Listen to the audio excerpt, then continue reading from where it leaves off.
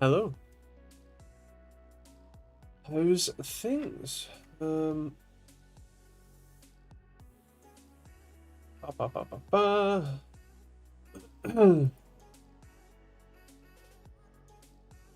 How is things? How's everybody? Hello.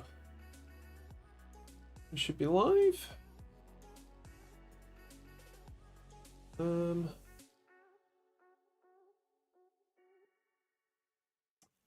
I'll have to have a look.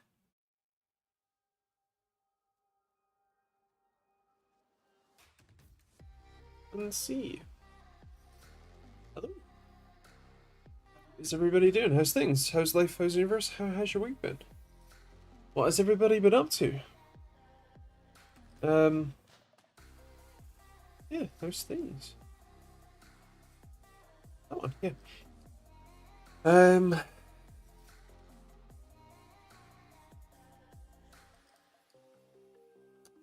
Apologies if I'm a bit off today.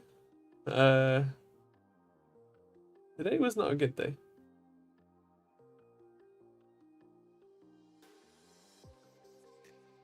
Not at all. Yeah. How's everybody? Okay, man. How's you? So anyway,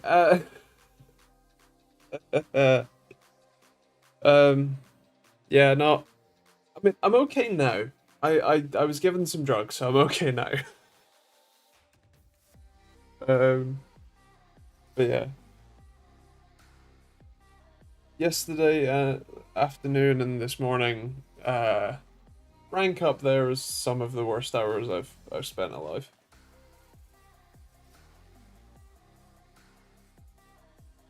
Um, yeah, not amazing. Not amazing. I was just reading a message that I have missed in the Discord about the latency tool, and I was trying to ascertain what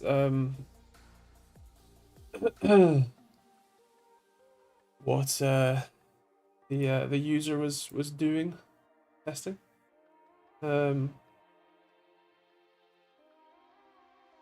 So I'm not quite sure. I'll have to have a look at the file they have provided and see. Kind of interesting doing support for the tools, because it's not really a like it's not a professional tool. Hello, John. How you doing, man? Uh, I lost about 10 kilos in about a month. Um, but mostly from the inflammation of my bowel. And stress. Yeah. Yeah, I'm not great. I do have some good news that I'll share later. It's a thing. I was sent a thing. I'll reveal it in a moment. But yeah, apologies if I'm a bit off today. Less than my usual energetic self. But yeah, if you have any tech questions, feel free to ask them, and I will do my best to answer. I have been staying up to date on the whole Intel's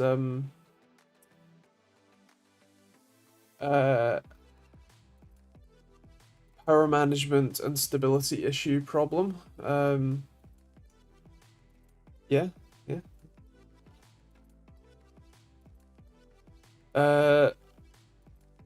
It can't be all that bad. My other half left me after 15 years. Positive, the N61, PS1, and GameCube have all moved into the front room for the first time in a long time. 4-player GoldenEye is back on. I'm glad you're seeing the positive. Hello Ahmed. Are there any new Intel updates on the process of stabilizing the processor? So I think the recap was, oh, the chat's in the wrong place. Interesting. Hold on. Let me move the chat box back over to where it's meant to be. And up a bit, apparently. Don't know why that happened. There we go. But yeah. So I think to recap, Intel processors, especially the i9s, have been flaking out or dying. It was initially pinned on the chips not supporting the or the motherboards not keeping it the standard power limits in check, which yeah, I'm not surprised by. I've tested a lot of Intel chips and Intel motherboards, and very few of them respect the power limits by default. It's something that I have grappled with in trying to fairly and adequately test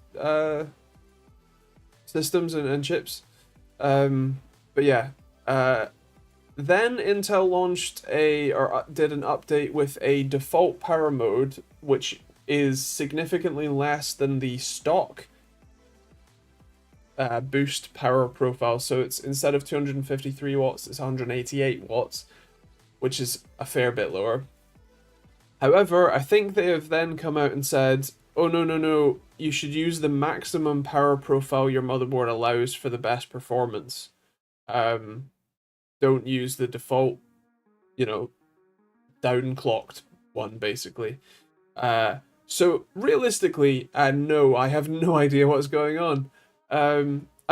Realistically, if you're having stability issues, set the power limits at very least back to stock, if not to a reduced target, and I think you should be contacting Intel for an RMA, for a replacement or refund, because your chip is not working, and as long as you've not used overclocked RAM, your warranty is still intact, because Intel has confirmed that changing just the power limits, which motherboard vendors do by default a lot of the time, is not out of spec, and therefore does not void your warranty.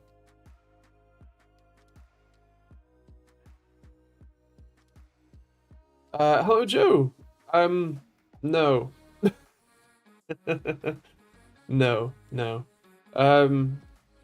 Yeah, no.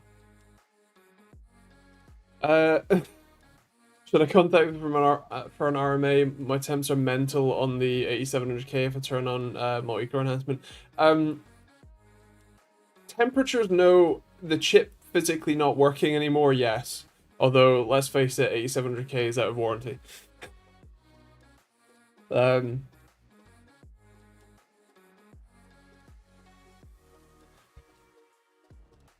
Would you like to see my special surprise? And it's not that.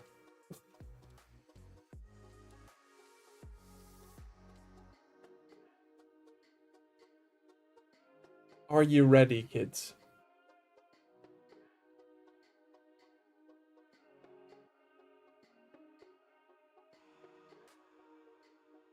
Da da da da da da da.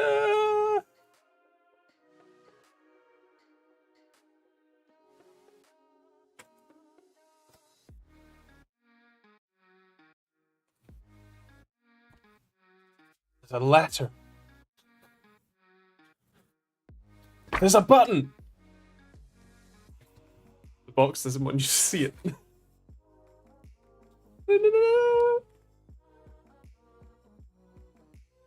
Shiny, shiny. I've just put a fingerprint on it.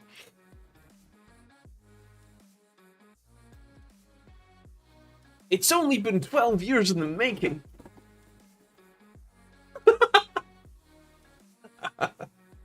Well, there goes my hot air soldering iron. It didn't turn on, I don't care.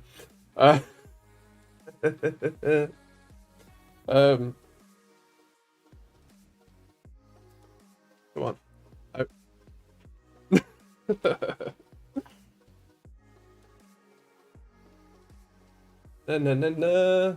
Look, see, you can see yourself. Or the chat. There you go. You can actually see yourself. Isn't this more entertaining than reading me? Come on, someone message. Something new. There we go. Someone's message. Can you read it? Because I sure shit can't. So yeah, that's probably going upstairs on the set, if you will. This is no real place for it. So yeah. Love it, well done, deserved, thank you. What's the problem? IBS, colitis, worse. So I have severe colitis. My entire colon is inflamed and bleeding. Guys, here's my report. Yeah, suspected new case of IBD, inflammatory bowel disease, which is an autoimmune condition and lifelong. If you're new here, I have several lifelong conditions. My eyes fall apart, it's map-dot dystrophy, the front layer of my cornea detaches from the rest of it, and it's excruciatingly painful. I have joint pain, like nerve pain, constantly, and my lower back is disfigured, and I can't move it, and it hurts a lot. So yeah. I'm not well.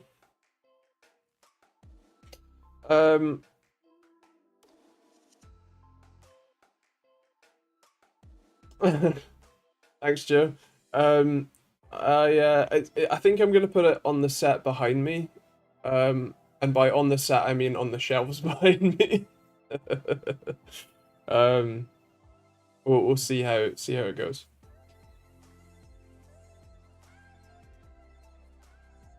Embellish it with foil triangles. Oh dear.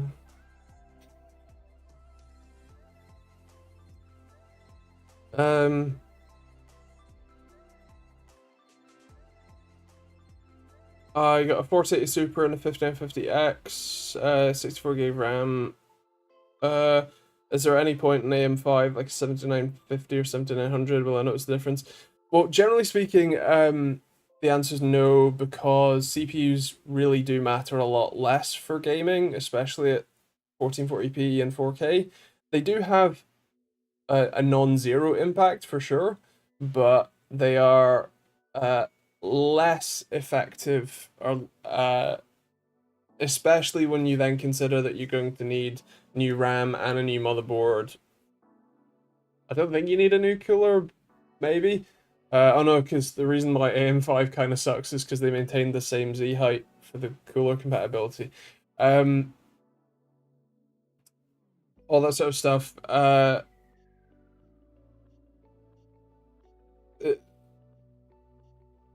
You would be better off getting a 1490 for that sort of money. I got EK water cooling. Fair. Yeah, I don't think there's a super significant difference there. I mean, I won't stop you, obviously. Sure money, do what you want. But I don't think it's a significant enough difference to warrant it. Thank you, Ahmed. Andy's like the human version of the Rose and the Beauty and the Beast. For every 100 subscribers, he gets a new ailment. Every 25,000, yeah. Oh dear.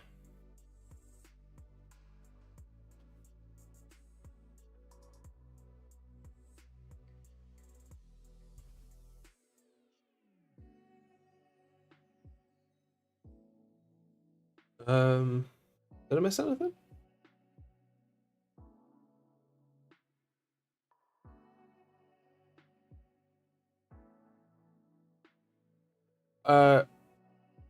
Fair play. I feel like calling you by your YouTube username doesn't quite match the tone of this conversation, but Fair.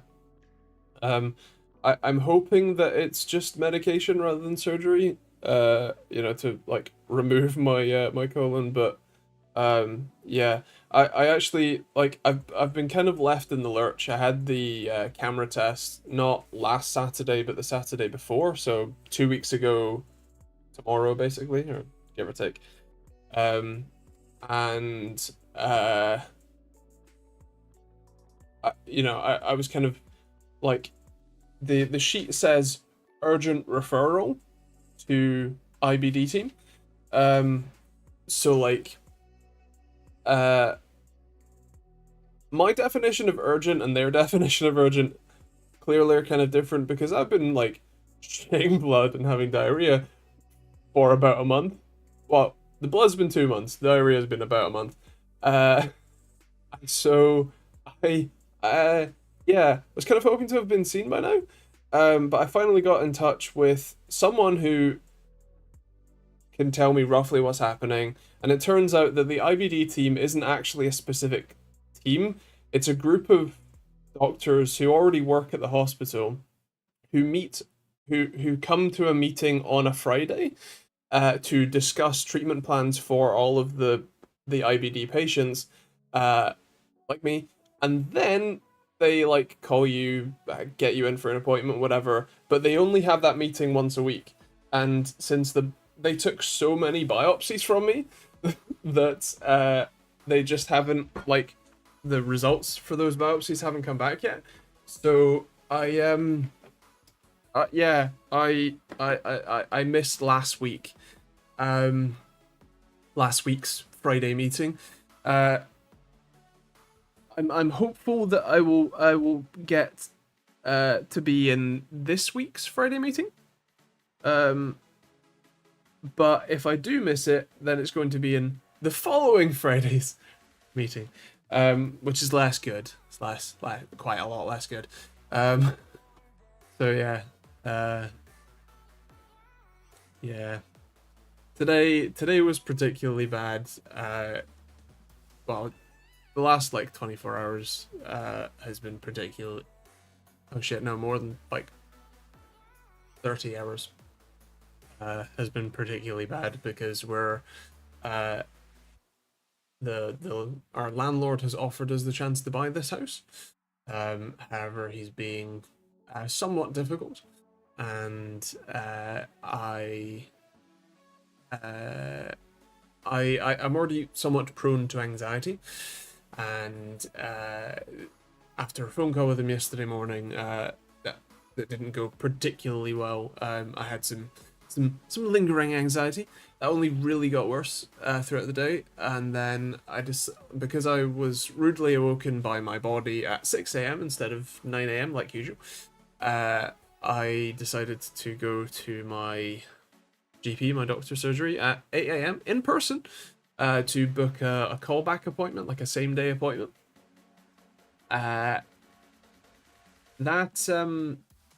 I was hoping, since I turned up at 8 a.m., that I would be kind of like first on the list for them to call. You know, like when I said that I have severe anxiety to the point where I'm not functioning anymore. You would have thought that would have been like, okay, cool, they're here first, and severe anxiety. Those two sound like we should deal with that first. They called me at 12:30 p.m., which is 30 minutes past their like morning call window when they should have called. So they left me for 6 hours with just increasing anxiety to the point where I have eaten once today for dinner, basically, because I was so I was throwing up with nothing in my stomach all day. Yeah. So I'm on some diazepam, which is some nice relaxant drug, and that helped a bit. It's kind of wearing off though, but they only gave me 7 days worth, so I kind of have to think about how to balance that. So yeah, today's not been good. Hello, Essentialist, and hello, Ish. Ish and Essentialist. Would you look at what I have? It's already got fingerprints on it. Fuck. How did that happen?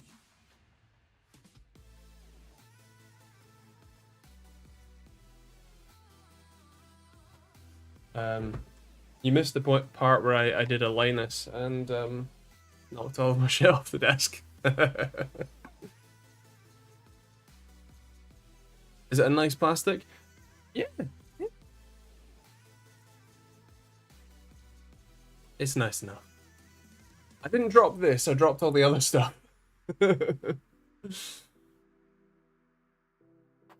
Ow. Thank you, Alex. I can't. I'm still slightly high.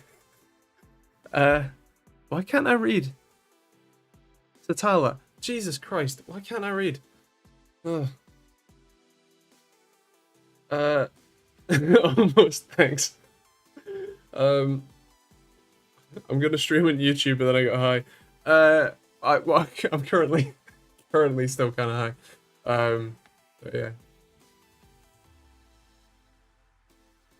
Consider taking a bunch of anti-laxative and installing a cork. If only it worked like that ish. Actually, so the problem is that anti-laxatives like Imodium actually don't work, because the source of the the source of the ticking is not the usual source. It is because my bowel is inflamed, and to protect itself, it is flooding my intestines with water, non-stop, basically, which is why I need to be drowning myself in water very regularly, because not much of it goes into me.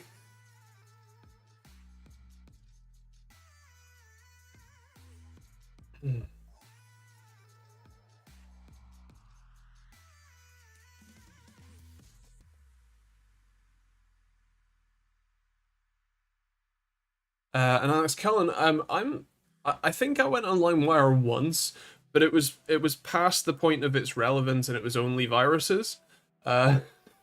So yeah.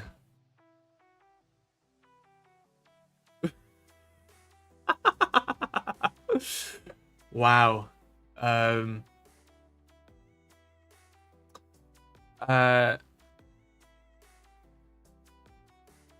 Ish. No. I unfortunately, the only problem with your plan here is that I don't have a supply of fresh, innocent babies to harvest. God, I must be high. I read that out. Oh dear. I was thinking about your diets. Are you eating takeaway or heavily processed foods? No. So I've had I had a duodenal stomach ulcer when I was 17, and basically since then I've had a restricted diet. I think I have takeaway at most once a month, and that's really, it's probably more like once a quarter these days. Um, uh, and heavily processed foods, not really. I'm sure that there's a couple of things I might have, but I like, for dinners we generally cook everything from scratch, basically. Breakfast I have apparently stopped eating because I just have been unable to eat until like at best 1 p.m, at worst 6 p.m, each day. But when I do, it's just milk and cereal, or toast. And lunches are either sandwiches that we make, or occasionally like ready meals and stuff, because it's the easiest thing for me to deal with. But, yes, generally, like I've had a consciously restricted diet since I was 17, and I'm now 27. So yeah. Should answer rice first to me. Fair. So before the camera test, you're meant to go on a low fiber diet, you know, to help jam you up a bit, so that when they're looking, they're not swimming in you. However, the problem with that was that it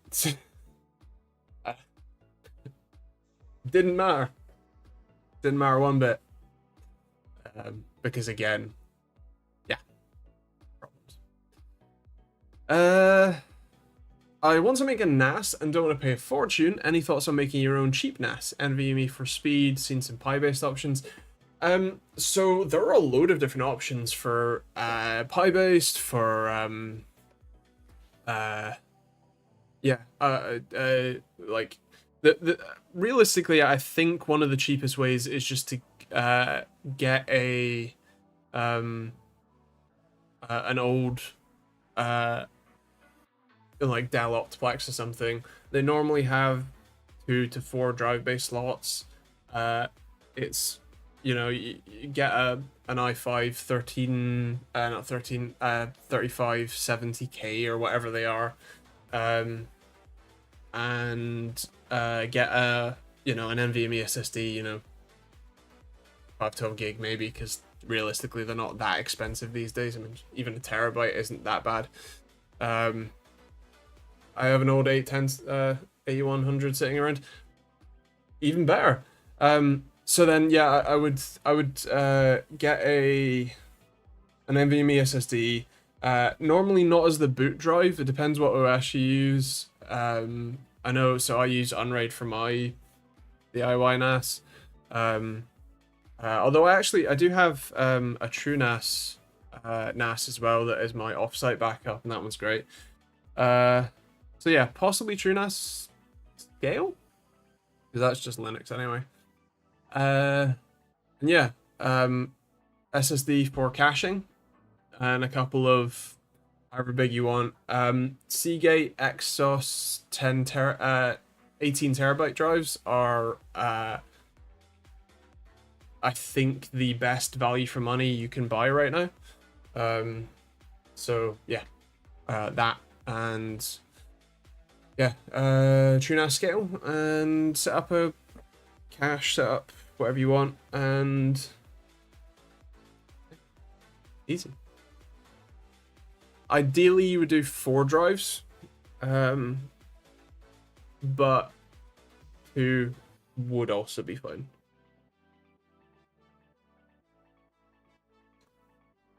Can only take 3, I think, on the PCIe lenser. Yeah, so you like what I do with my Overkill NAS, which has WD Gold 10 terabytes, because those were what were available at the time.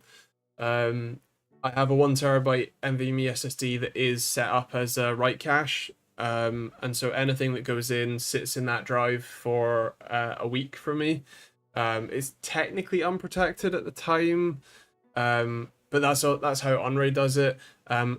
With TrueNAS Scale and ZFS, you should be able to do it as a read-write cache, and then all the data is protected, but all the recently accessed data gets stored in the like a duplicate gets stored in the cache, and it hits the cache before it hits the data, and so it's lightning fast. Like I edit off of that NAS with a 10 gig NIC in both. So yeah, that would be how I would do it for the most cost effective to data storage amount. Because if you're going with 4 18 terabyte drives in RAID Z1, like ZFS RAID Z1, that means that there's 1 drive for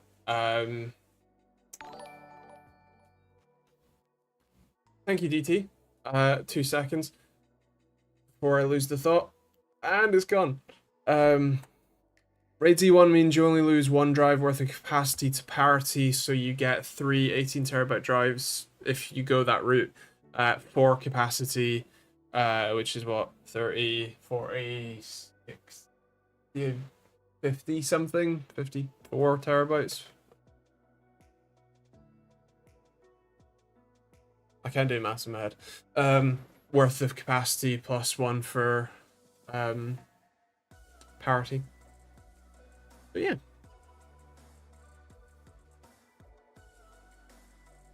Although if you do just want a couple terabytes and backup, then a couple of NVMe SSDs, even in a like thingy PCI X16 card that has 4 NVMe slots on it, Asus and Gigabyte do them for free with they're really expensive motherboards, but you can buy them on Amazon for not that much money, because it just splits out the PCI X16 lane into 4 by 4 lanes. The only thing you need to note is that your motherboard needs to support bifurcation, because it needs to be able to split that 16 into 4 addresses. But yeah.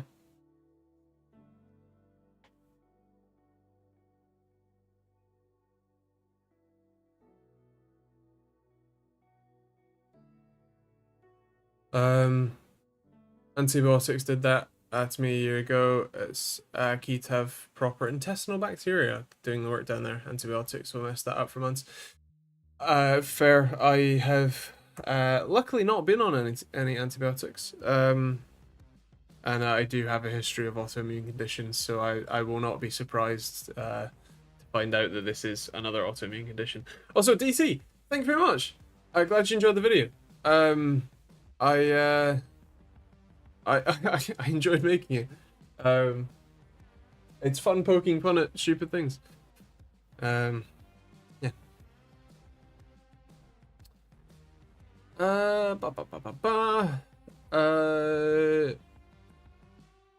Jordy, hi. Do you have any thoughts on the Acer Nitro XV272 UV3? So unless I've reviewed it, the answer is probably no. I don't know anything about it. XV272 UV3. I mean, £200 already isn't bad. 1440p? Yeah. So it does not have a 0.5 millisecond response time. That is a lie. That's the MPRT time, moving picture response time. Not relevant. 250 nits is alright. 180 hertz is alright. Has anyone good reviewed it? No. Interesting.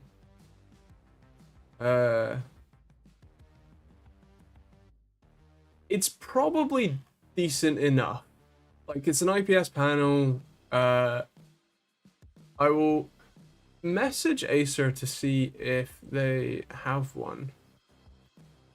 Because that is a ridiculously good deal if it's if it's any good.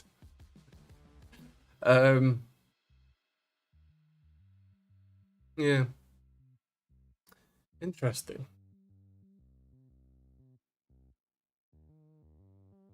Hello Simon, how you doing? How's things? Life of the Merc has been so far has been cool. I see you know the plasticness of it, but very nice nonetheless. Surprising amount of power for 1.3 though. Some sort of wizardry going on. Is it a hybrid? Because that's probably why it feels snappier. I just ordered a pizza. I feel so bad for a delivery guy having to drive out through my neighborhood at this time. It's not a hybrid, then it must be a turbo. Well, obviously it's turbo, it was 1.3, but it must be reasonable horse for being a turbo. So fair. I built myself a 10 gig NAS of an HP ML110, 10 gig NIC, 8 SATA SSDs, and TrueNAS. I wish I went for the Z440 instead, as I had to use my own PCI SATA controllers. Interesting. I mean, that's still a pretty cool build. Yeah, that's cool. I was just told by Dell in an email that they leaked my information. Why am I not surprised? And also properly hello DT. How you doing? How's things? Thank you, Jordy. Uh, something enterprise.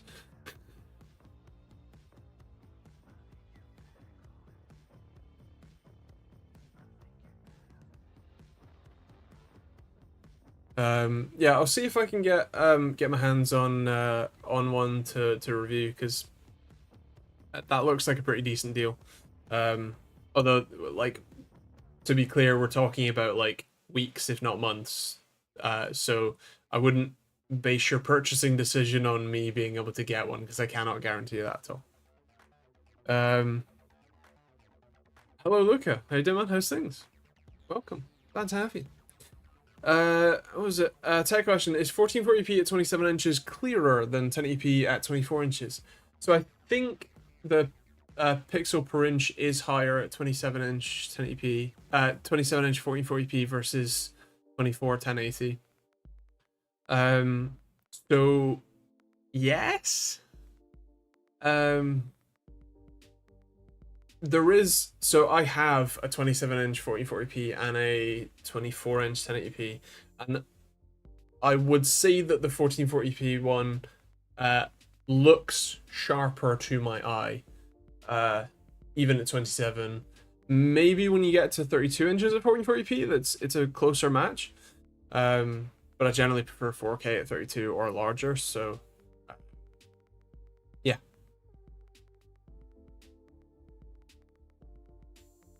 Ooh.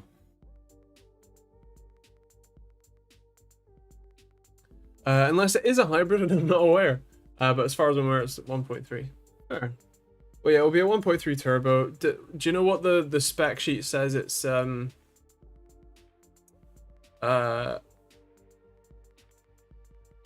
listed as? It's a mild hybrid. So that means that it has a battery, but it's not a plug-in hybrid. So mild hybrid means it has a laptop battery, and uses it for a little bit of off the line, a bit of regenerative braking kind of thing, but it's not super actually hybrid. Some of the mild hybrids are more hybrid than not. Some of them have larger, 6 or even 12 kilowatt hour batteries, and can like run on EV only for a bit. Can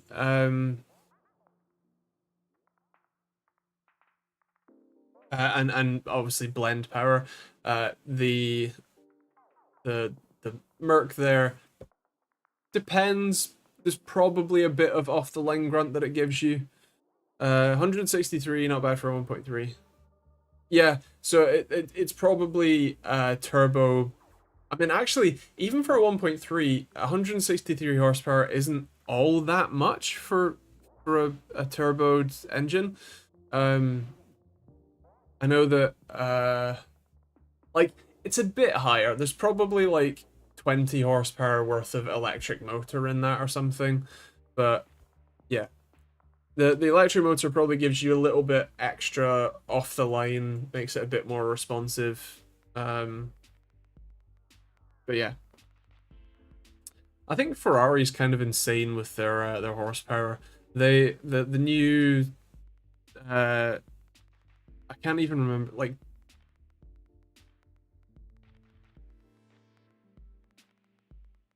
the 12 cylinder is what it's called. Duce Cilindro or something or other. I know I butchered that. Don't at me.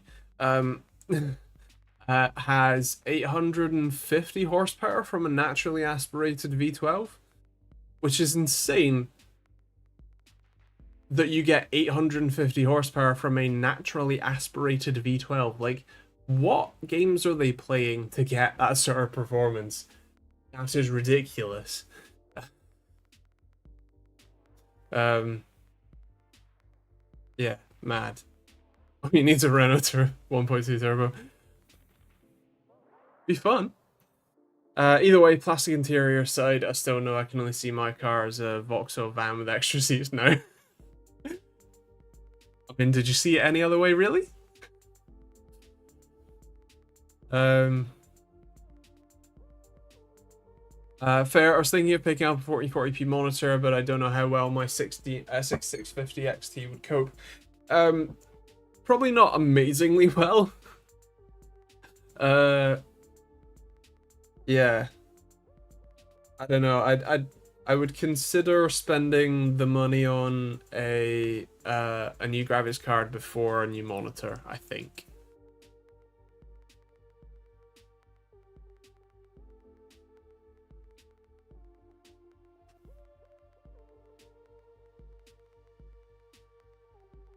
I suppose it depends what games you play, though.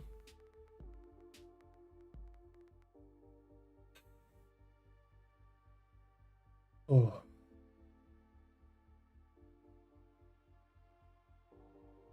No worries. I'm afraid that Tarzan has just hit me like a ton of bricks. Because I've been up for like 18 hours. Are you gonna do an AMD is better than Intel video? Then? No, the same site has made two completely contradictory articles. Well, so part of the reason why I made the Intel video is one, that the article that they made for Intel was arguably a lot more inflammatory and just insane. But two, is more to call out the practice in general rather than each specific instance. Because if I was going for each specific instance, I would be doing nothing but taking the piss out of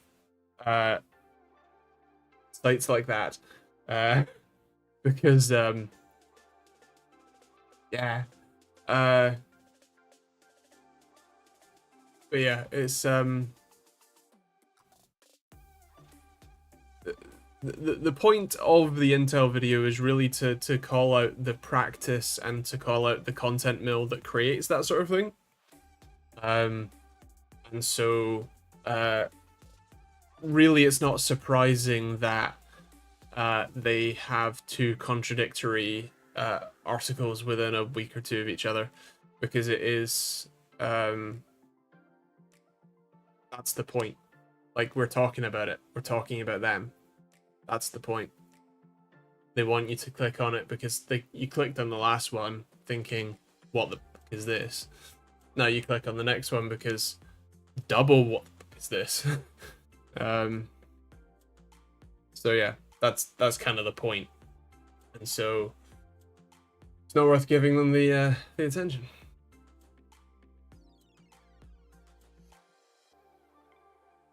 I think you're right. The article is deliberately inflammatory to create buzz and click/ad revenue. And what I appreciated the most about your video is your humorous take. Well, thank you. I thought, like, I think it's more fun when you poke fun at things in a fun having way, you know? Like sitting down and just very clinically going through every single point and not like, you know, taking it ridiculously seriously. I think I mean, it gives it a bit of legitimacy that it really doesn't, it shouldn't have, and it also just makes it less fun and entertaining. The MO110,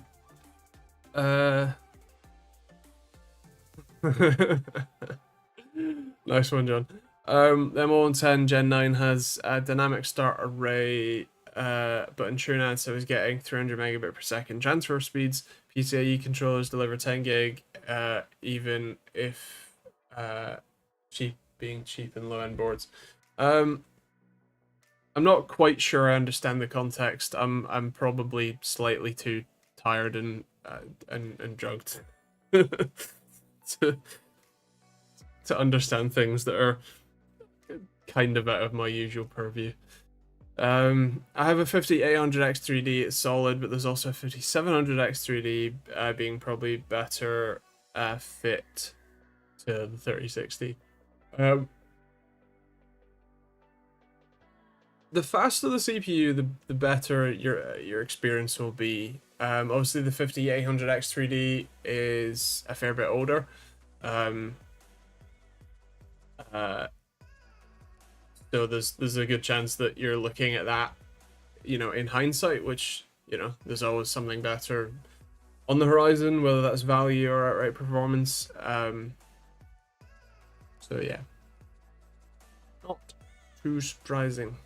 If you were buying from scratch, maybe, but I would counter that you're more likely to upgrade your graphics card than you are to upgrade your CPU. No worries, Ahmed. Happy to help. Oh, just a clarification, or a warning. There will be a stream next week, but there won't be a stream the week after that, because that Thursday is the SMMT test day, and so I will be there, hooning around cars, hopefully, and hopefully having some fun. I'm not currently sure in my current physical condition, and my lack of healthcare. Sorry, I'm not well. I'm gonna recline. I'm not sure how well I will be during that day, and so I'm not sure how able I will be to make content during that day. So yeah, we'll see. Oh, I could.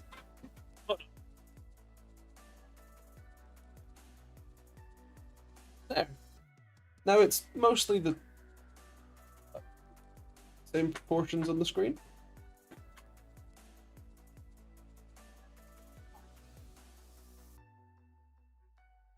The 5700X 3D is cut down 5800X 3D, so it's better to get the 5800. Yeah, I would agree. That's kind of what I was trying to get at. That it's probably. I think I did a PC building guide video not that long ago, but the context that I was aiming, or the idea that I was aiming for there was that you need to balance what parts you buy, obviously, but you probably want to go for a better CPU now, just because it's gonna you're gonna hold on to the CPU for longer than you're gonna hold on to the graphics card. The graphics card's way easier to uh upgrade and sell on or use in another system, whereas a CPU, especially if you upgrade in platform, so if you went from a 5700 to a 5800 X3D, for example, you shouldn't, but let's pretend. You then have no way to use the 5700 X3D, and a lot fewer people will buy a used CPU than they will a used graphics card. So yeah. My son is running a Tomahawk, I assume B550. Is that a Ryzen 3100? I have to assume, and a 3060, looking to upgrade CPU. 5800X 3D is now £230. Sick deal. Go for it. Yeah, that sort of upgrade would be a pretty big improvement for performance. You're going from a quad core to an 8 core and a very, very fast 8 core. And so there is likely to, even from a 3060, there's likely to be a fair bit of performance you would get from that CPU upgrade. Yeah. A new record has been achieved right under our noses. Your Nanoleaf setup is, dare I say it, still working. It is indeed. I have only had that controller for like 3 weeks now. So yeah. I hope it's still working. It normally lasts for between 6 and 9 months. So yeah, come back to me in, I don't know, September. I need to buy, if I we've talked about me doing some reverse engineering and possibly building my own Nanoleaf controller, I realized that it's going to be quite difficult for me to get access to the data, basically. So I'm planning on buying. They have these flexible linkers. So basically, if you with your panels, if you wanted them, say, if you had them on a corner, you could have like this half on, say, that corner wall, and then the other half on the wall that they're on, basically, and then use little flexible linkers to have them turn that corner. But you can buy a pack of 5 or 10 or whatever flexible linkers on Amazon for like 10, 15 quid. And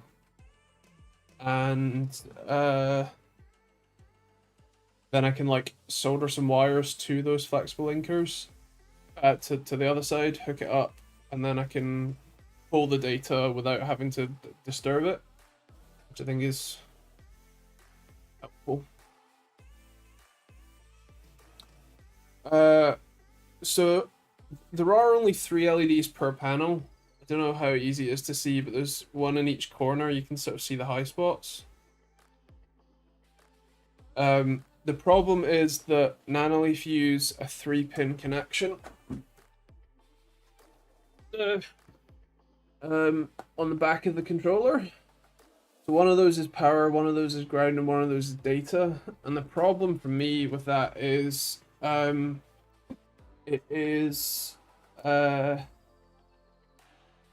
means that they have, each panel has a microcontroller, and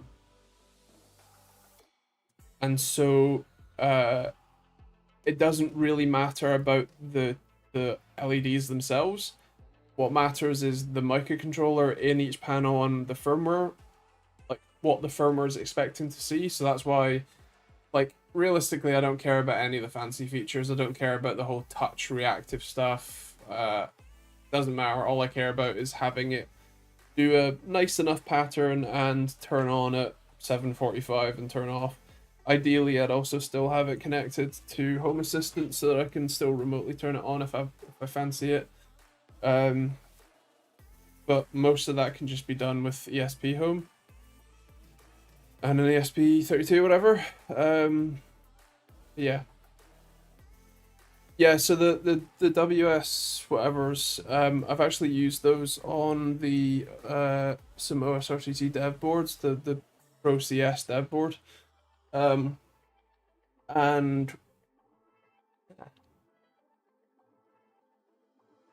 it's a lot of hair. They do have a built-in controller to drive the LED themselves, but they just take in SPI data, whereas these do fancy features and stuff, and so there is a microcontroller on the board, and also those WS whatever's, they normally take data and clock, whereas this is just, I assume, pulsed data. So yeah, I'll hook up an oscilloscope, see what happens, and then probably use one of the Arduino type boards to make a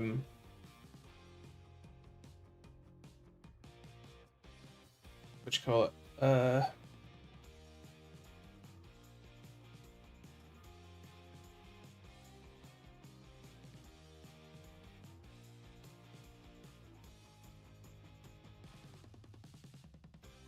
packet sniffer type thing.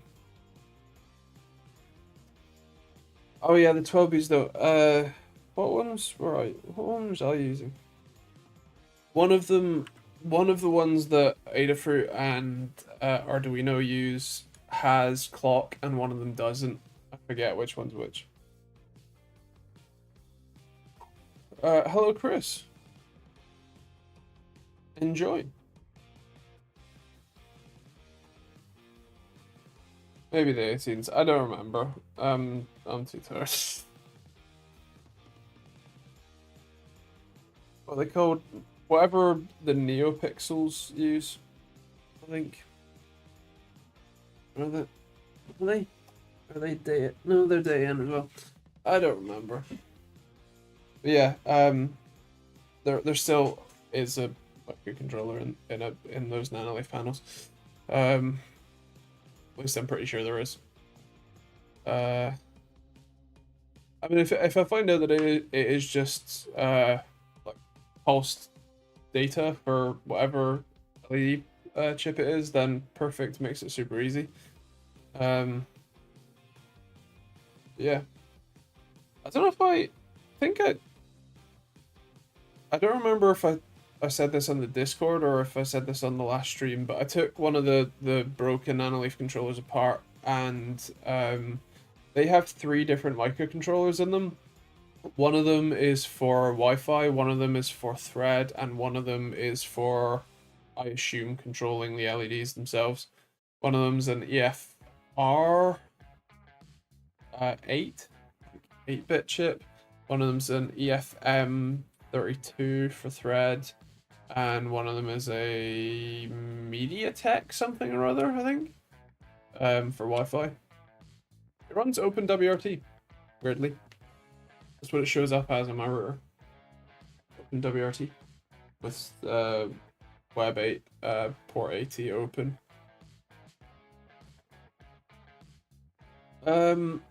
Lemons, how do you feel about robotics? I took it. I was in my robotics team in college. So I quite enjoy it.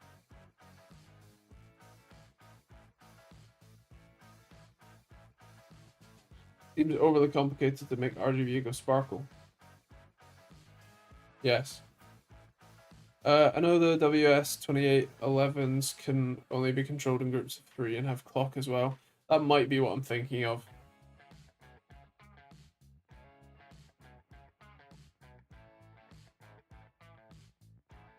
Am I familiar with Boston Dynamics? Familiar as in I've seen the videos they post on the internet, and know about their rather advanced robotics. Sure. What's the least worst choice? An RX-8 or 20-year-old 645 Ti?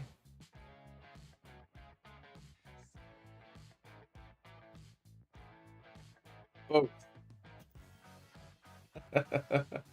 The RX-8 would cost less when it breaks down, because the 20-year-old, like the 2004, 2005, whatever, 645 Ci out, is going to be a lot to repair. Is that the E90? Well, not the E90 because that's the 3 Series. The E9 something, or is that or 8 something, whatever. BMW's model numbers confuse me because they went from E30 to E46 to the E90 to the F30 to the G30 to the, I can't remember what the newest one is. But yeah, RX-8, and yeah, rebuild the engine. I mean, the 645 would be a cooler car, but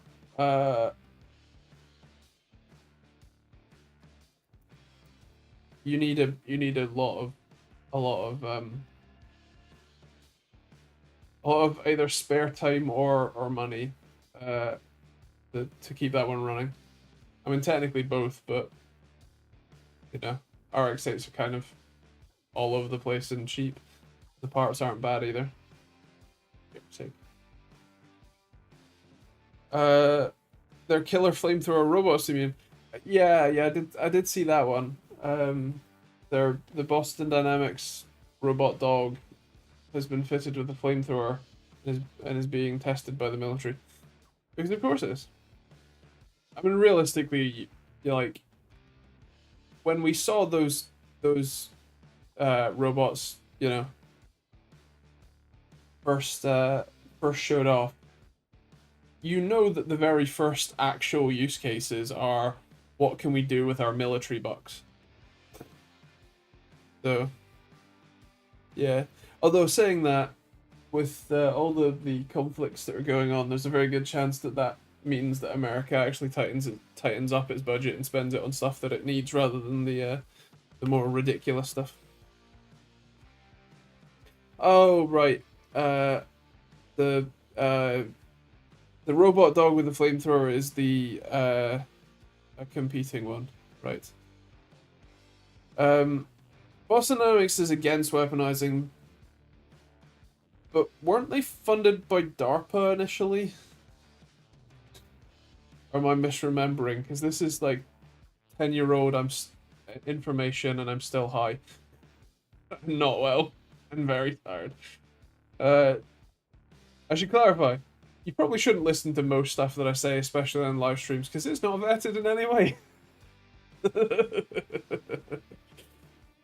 Oh, yeah. Boston Dynamics, yes. The people who make the robots that can jump and walk, and the robot dog as well.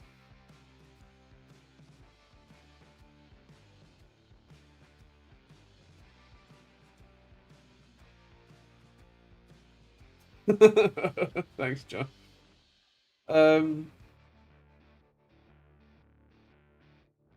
We. Well, that implies that you work for Boston Dynamics. I remember the War Dog. Yeah, yeah.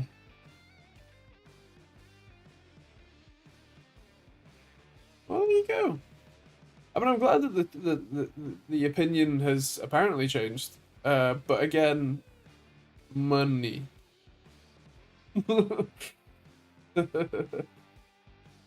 um.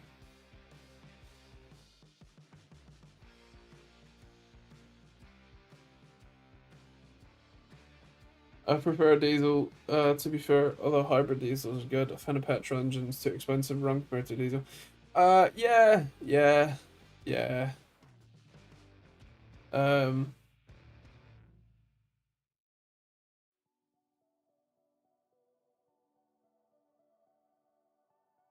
Christ. Um,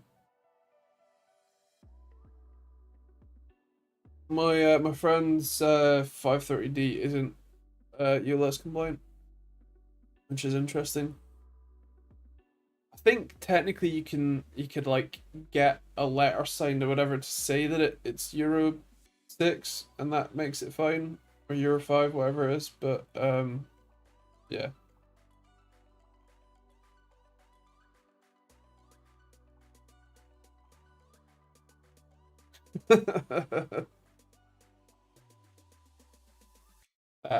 Ah, um,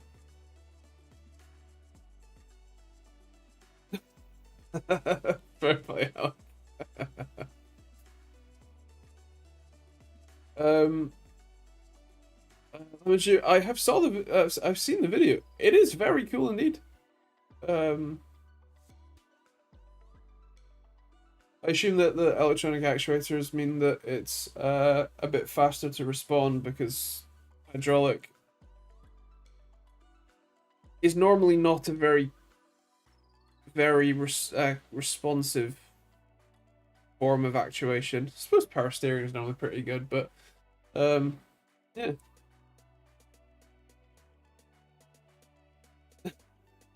Fair play on Type R. Nice.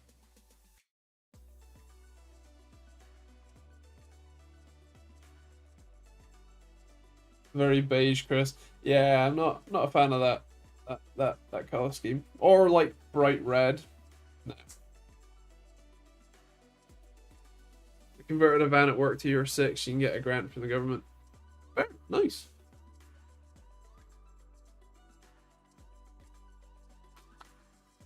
Oh, well, not to cut our wonderful conversation. This is why I need to go to bed. Once again, thank you for for helping me acquire this lovely thing. And yeah, have fun, stay safe, and I will see you next week, and then not the week after. Just to be clear.